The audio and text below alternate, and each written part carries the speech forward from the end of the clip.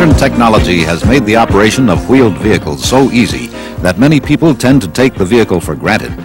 Actually, all vehicles can be broken down into several systems, each performing a separate task, yet complementing each other to make the vehicle perform smoothly. If all the systems in a vehicle were listed in their order of importance, the brake system would have to be one of the systems near the top of the list. As a wheel vehicle mechanic, it is important to remember that the quality of any brake service is always measured in terms of safety.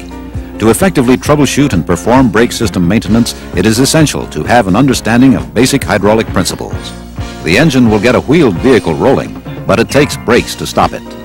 In today's Army, hydraulic brake systems are common, and among those, the ones you're likely to see most often are the drum brake systems used on M151s, the quarter-ton 4x4 utility vehicle the Army has so many of. But there's also another type you need to know about. The M880 1¼ cargo truck uses drum brakes in the rear, but up front it has a disc brake system. As a wheel vehicle mechanic, you've got a lot of personal interest in making sure those brakes are working, because the vehicle whose brakes you maintain or repair, you've got to road test.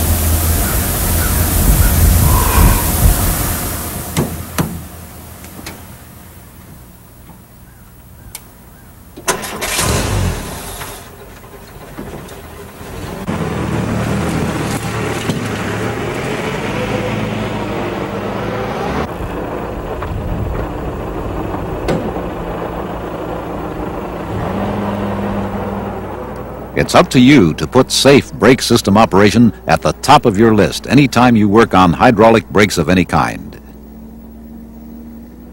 The safe operation of a vehicle and somebody's neck, even your own, could be at stake. For that reason, we'll concentrate on what you need to know about hydraulic brake systems, what they look like and how they operate, to help you maintain, troubleshoot, and repair them efficiently and safely.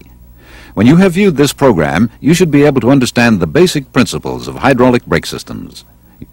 You should be able to identify the components of the drum brake system used in the M151 and understand its principles of operation. You should also be able to identify the components of a disc brake system like that used in the M880 and understand its principles of operation. In Part 1 of this program, we'll discuss basic principles of hydraulic brake systems that apply to both types of brakes, and then discuss the drum brake system used on the M151 vehicle. Part 2 will cover the disc brake system used on the M880 series vehicle. Get a good grip on the basic principles and you'll be in good shape to maintain brakes or troubleshoot and repair any hydraulic brake system you're working on. First, let's look at basic principles of hydraulic systems because these control everything that happens in hydraulic brake systems. Under normal pressures, liquid cannot be compressed. This heavy weight, for example, cannot press the liquid down beyond its original level. It is, however, putting force on the liquid. This force acts in all directions, putting pressure on the weight itself and on the walls and floor of the container. The pressure is the same at all points. Another thing about liquid is that it occupies the entire volume of the container, filling every space, no matter what its shape. This mock-up has a weight in each cylinder, and we'll call these pistons, like those you'd find in a hydraulic brake system. Let's watch what happens if we push down on one of the pistons, putting extra force on the liquid. The liquid is non-compressible, so its volume remains the same. The effect is to transfer the force to the second cylinder, where it acts on all surfaces, but only the piston is free to move, and so it rises. Now we can see another important principle of hydraulics.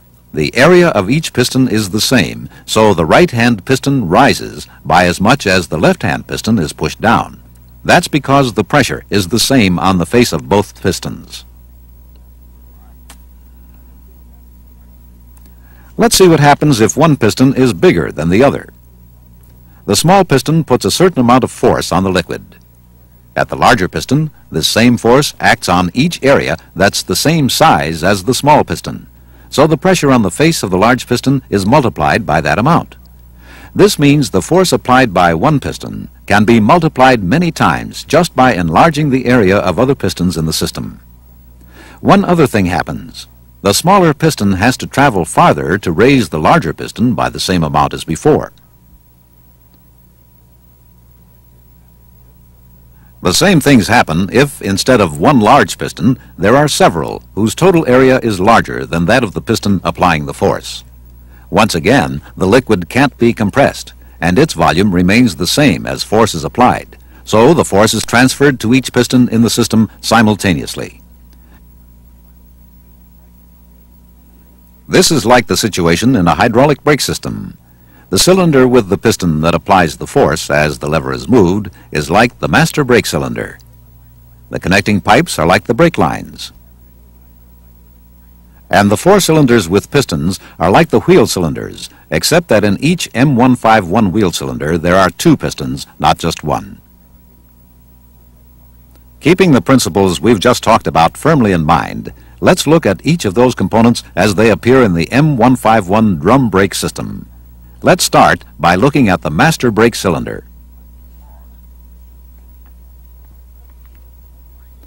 It's hard to see because of the way it's installed, so let's look inside the vehicle.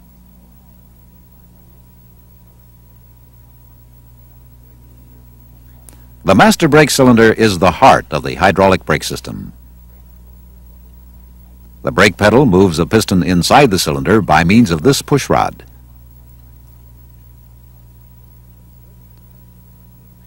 A reservoir containing brake fluid is filled through this neck.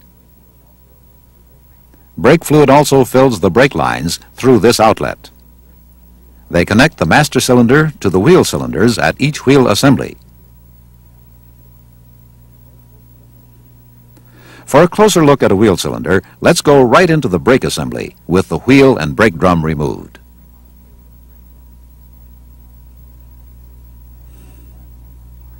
In the M151, the wheel cylinder is located near the top of the brake assembly. Pistons inside the wheel cylinder bear against the studs of two brake shoes.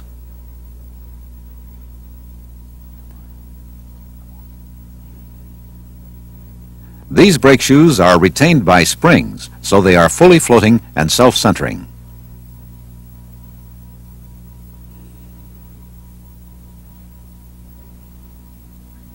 The base of the shoes engage an adjusting screw, often called a star wheel, and are coupled to it by a return spring that also helps pull the shoes away from contact with the drum. Upper ends of the shoes fit against a hold-down anchor pin at the top of the brake assembly. The brake shoes are surfaced with linings that will wear down as the brakes are used.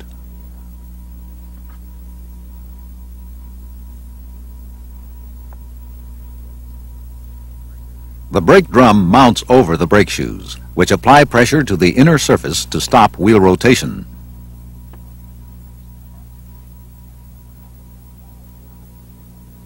Now, we'll concentrate on the principles of operation of a service brake system using drum brakes like that in the M151. In this system, the brake pedal is a lever that multiplies the amount of force applied by the operator by mechanical means. But that force is multiplied further by the hydraulic system.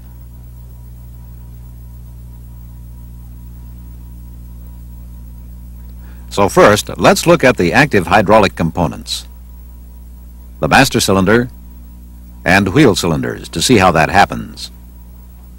Then, let's see how all parts operate as a system to make the drum brakes work. The master cylinder has two basic sections. One is a storage area called a reservoir for the fluid. The other section is a cylinder which contains a spool-shaped piston. Small holes are drilled through one rim of this piston. The cylinder also contains two sealing cups, a return spring, and an outlet check valve called a residual pressure valve with its own spring. A push rod transfers brake pedal action to the piston. The reservoir contains a supply of brake fluid. It's important to leave some space above the brake fluid to allow for expansion. Brake fluid must not be allowed to drain out of the reservoir completely, because this will let air into the brake lines, and we'll see what effect that has later.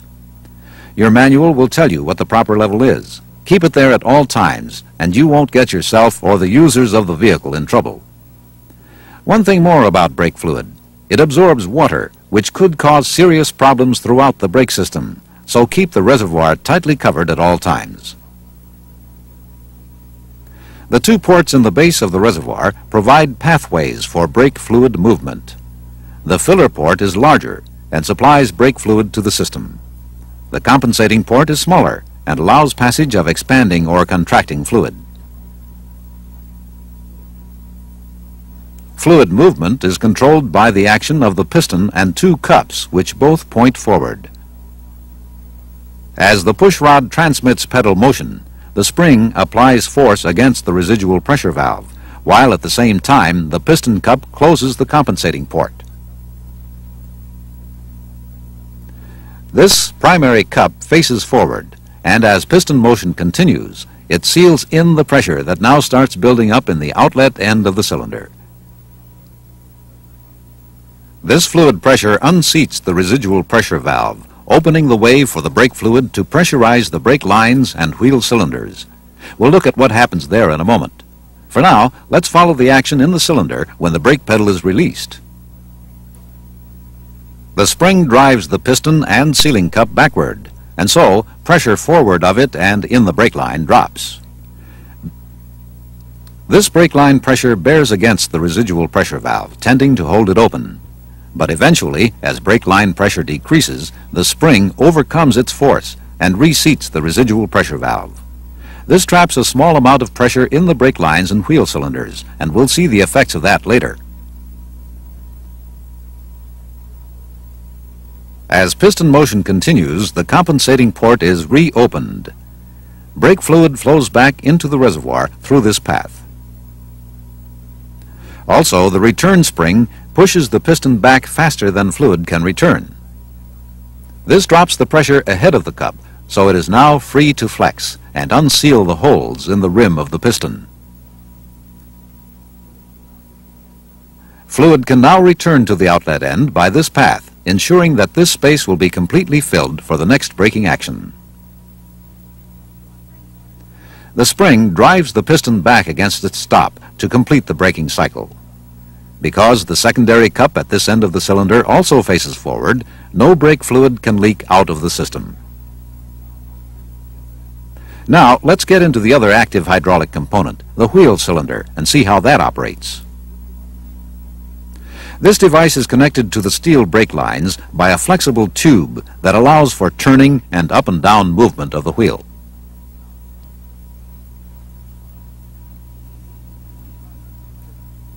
Inside are two pistons that bear on the brake shoes, a spring that positions sealing cups against the pistons,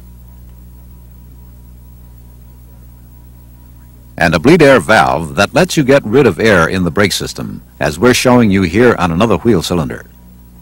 The combined area of the wheel cylinder pistons is larger than that of the master cylinder piston. So the force that the master cylinder piston applies is multiplied several times, adding to the force provided by brake pedal leverage.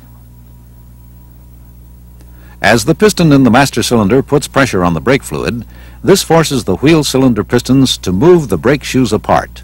We've exaggerated the action here so you can see what happens. Brake shoe springs return the pistons to their stops as brake pedal pressure is released. The piston cups face inward, and so prevent brake fluid from leaking out. Now we're ready to look at the entire drum brake system and see how it operates. You can control the amount of braking power the hydraulic system will deliver, all the way from slowing down wheel roll to wheel lock by the amount of pressure you put on the brake pedal. Here's how it works. Remember that the brake pedal acts on the master cylinder piston the same way the lever acted on the piston in our hydraulic system demonstration a while back. The brake fluid is not compressible, so the further the lever pushes the piston, the further the fluid pushes the second piston. The same thing happens in the drum brake system. The result is that as pressure on the brake pedal increases, so does the pressure exerted on the brake shoes by the wheel cylinder pistons. Let's look at the situation using just one drum brake assembly, remembering that the same things happen at the same time at each wheel. This area is the braking surface of the drum. Actually, the gap between brake shoe linings and the brake drum is very small, but we're making it larger here so you can see what's going on.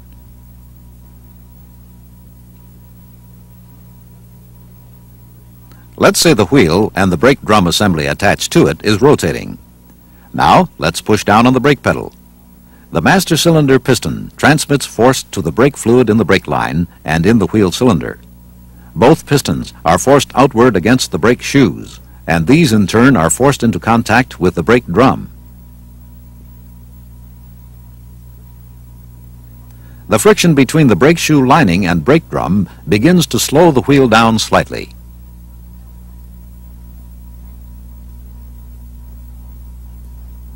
Now, let's push down harder on the brake pedal. Because the brake fluid can't be compressed, it transmits this increased force against the wheel cylinder pistons, increasing the pressure against them. The wheel cylinder pistons push harder against the brake shoes, the brake linings harder against the drum, slowing the wheel even more. The master cylinder piston will increase pressure high enough to cause the brake assembly to slow the wheel to full stop or wheel lock. Releasing the brake pedal lets the return springs pull the brake shoes back from contact with the drum and drive the pistons back to their stops in the wheel cylinder. The master cylinder piston, driven back to its stop, allows pressure in the system to decrease, but the residual pressure valve closes, keeping just enough pressure in the brake line and wheel cylinder to keep its sealing cups pressed against the pistons. These face inward, so no brake fluid can escape from the system. If there's a lot of repeated braking action, the friction between brake shoe linings and drums will generate excessive heat. This heat can also heat up the brake fluid in the wheel cylinder, causing it to expand back up the brake lines to the master cylinder, where it later returns to the reservoir through the compensating port.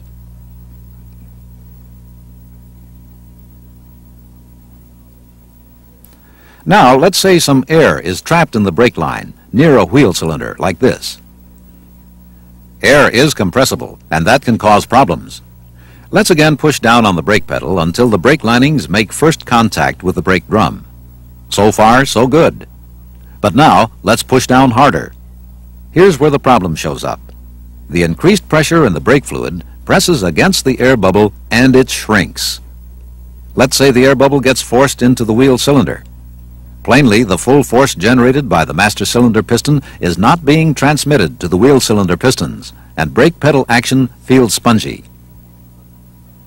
It takes a lot more pedal pressure to bring the wheel to a full stop, and the air can cause uneven vehicle braking. That's why it's so important to follow directions in the manual for bleeding air from hydraulic brake systems anytime you work on them. There's something else going on in a drum brake system you need to know about if you're going to really understand how this system operates overall. When drum brakes are applied, both shoes initially contact the drum with equal pressure. This is the reason why the space on each side of the anchor pin is equal.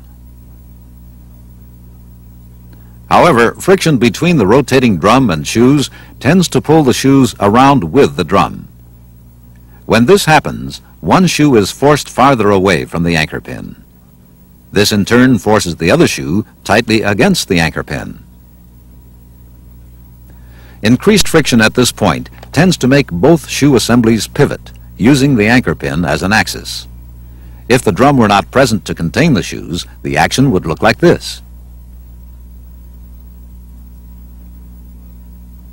Since the drum is present, the shoes are forced into tighter and tighter contact with the drum. This is what is meant by the term self-energizing in reference to brake systems. This action thus multiplies the force of the brake shoes on the brake drum.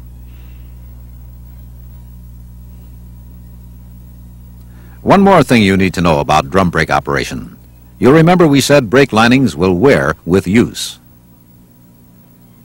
The brake pedal then has to travel farther to force the brake lining to make contact with the drum. To close this gap to normal, you'll be using an adjustment tool to rotate the star wheel on the adjustment screw. This will return brake pedal travel to normal. Excessively worn brake linings will of course have to be replaced so the shoe doesn't score the drum surface. The components and principles of operation for the drum brake system on the M151 are similar to others you might come across, and also to the drum brakes used on the rear of the M880. In part 1 of this program, we've reviewed the basic principles of hydraulic systems. The fact that liquid is not compressible and occupies the entire volume of its container. The fact that force applied acts in all directions, and the fact that force applied by one piston is multiplied by the areas of the others. We then reviewed the major components of a drum brake system: master cylinder, wheel cylinders, drum brake assemblies, and talked about the principles of operation of components individually and as a system. If any of this got past you the first time around, don't feel bad, but give it another shot. Look at the program again as often as necessary to get a handle on it. In Part 2, we'll concentrate on the major components and principles of operation of the disc brake system used in the M880 vehicle.